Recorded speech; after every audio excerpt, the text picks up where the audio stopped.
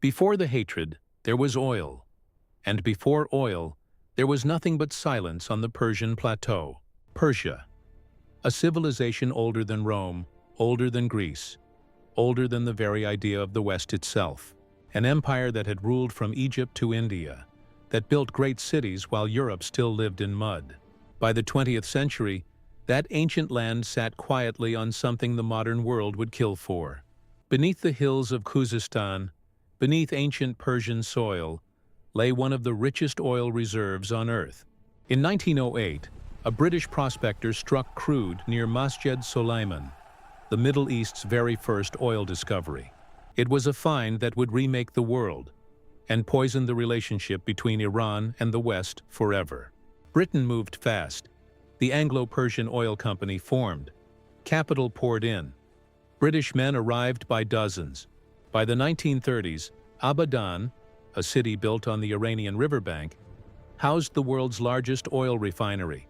It was a British city built on Iranian soil. The managers were British. The profits all sailed to London. Iranian workers dug trenches, operated the valves, and breathed the fumes for a fraction of British wages.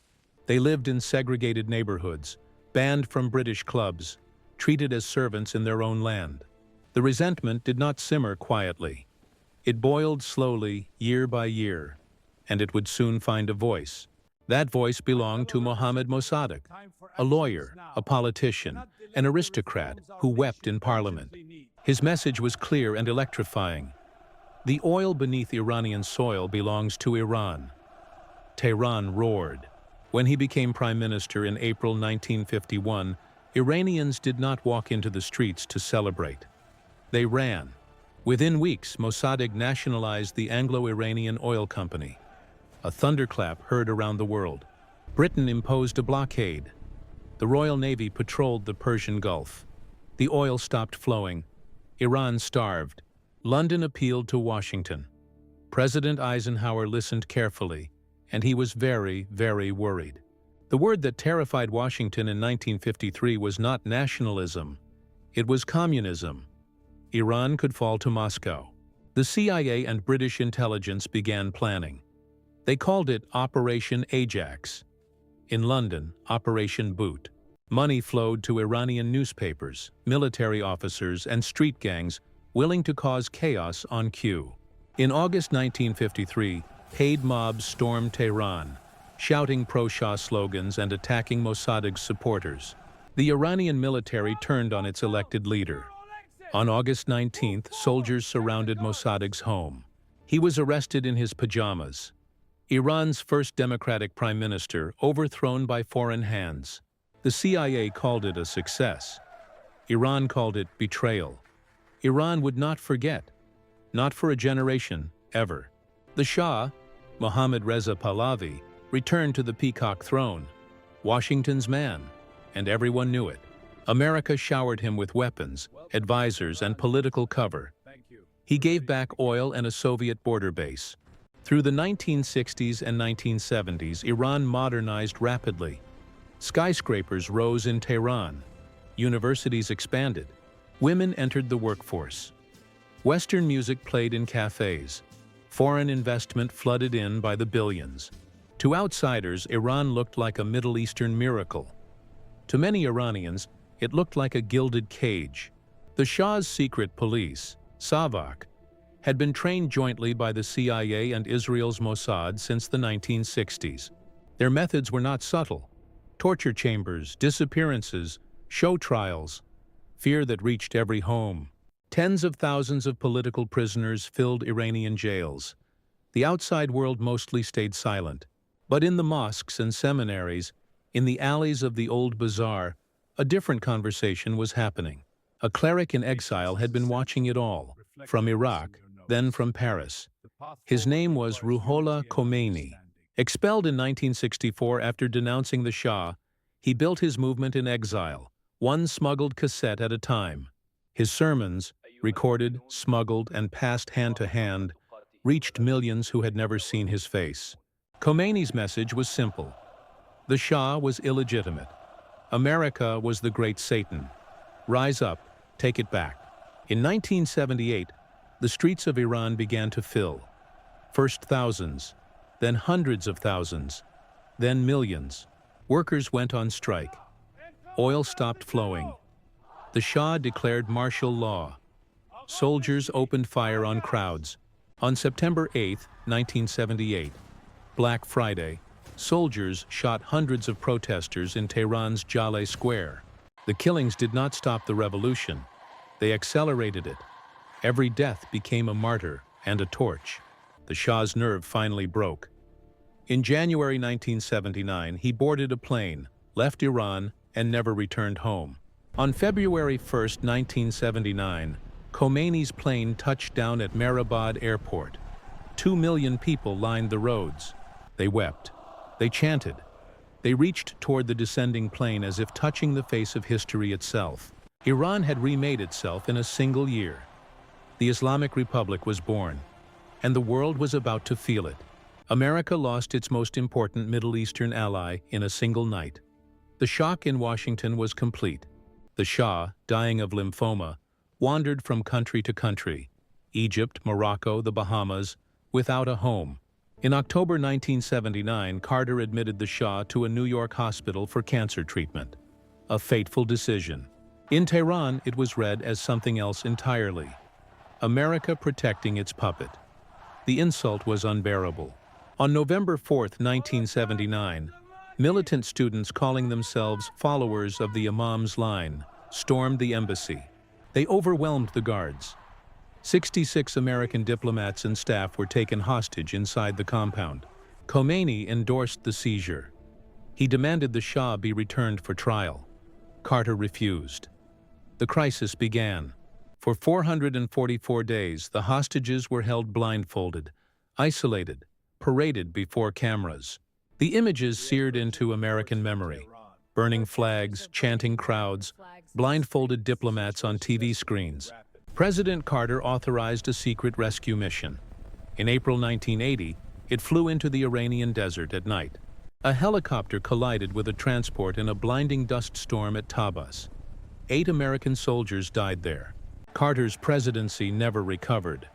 The hostages were released the exact moment Reagan was inaugurated. That timing was not accidental, many historians believe. It was a final humiliation, politically calculated.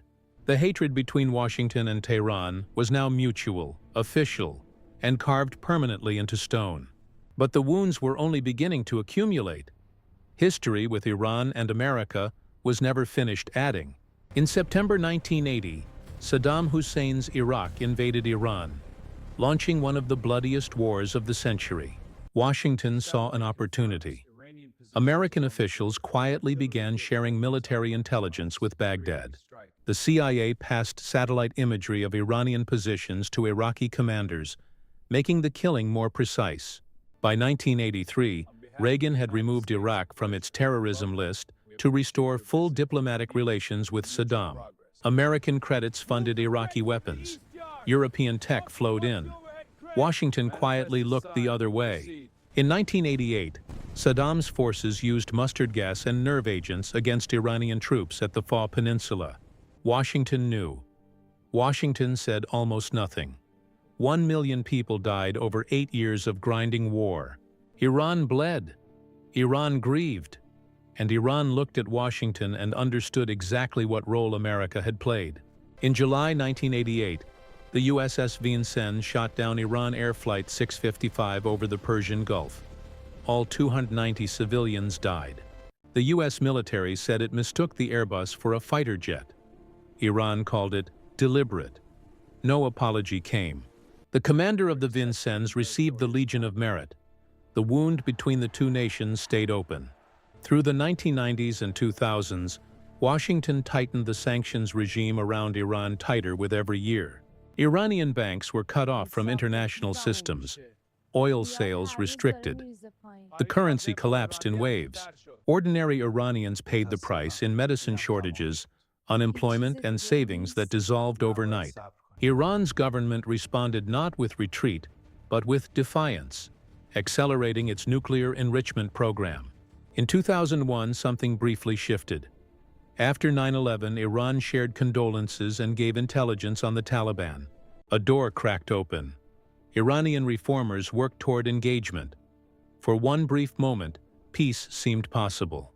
Then, in January 2002, President Bush named Iran part of the axis of evil in his State of the Union address.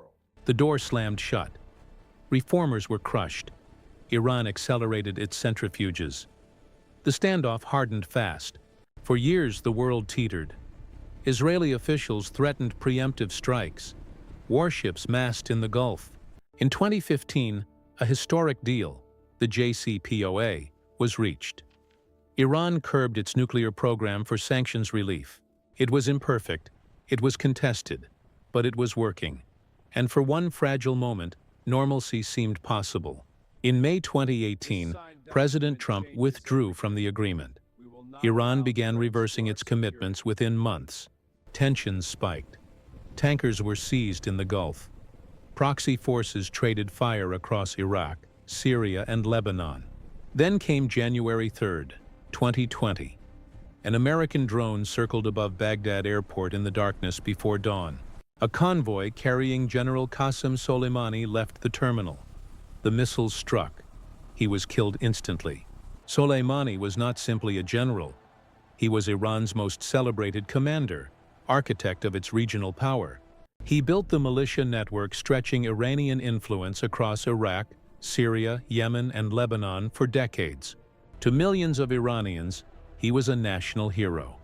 His death sent shockwaves no American official anticipated. Iran launched ballistic missiles at U.S. bases in Iraq.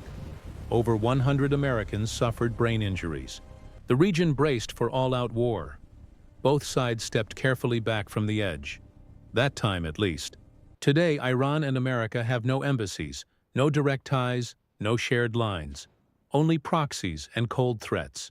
They speak through Swiss intermediaries and through proxy conflicts bleeding across Yemen, Iraq, and Syria. 70 years of grievance have built a structure too deep and too layered to dismantle with a handshake. It began with a coup in 1953. It deepened through revolution and hostages. It hardened through war and blood. Two nations whose histories are intertwined, whose peoples never fought directly, and yet cannot find peace. The US and Iran became arch-enemies not by accident, but through choices, each one poisoning the very next. This is a wound that keeps reopening, a history that refuses to heal, a story not yet finished being written. Like and subscribe, because this rivalry is not over, and the next chapter may be the most dangerous of all.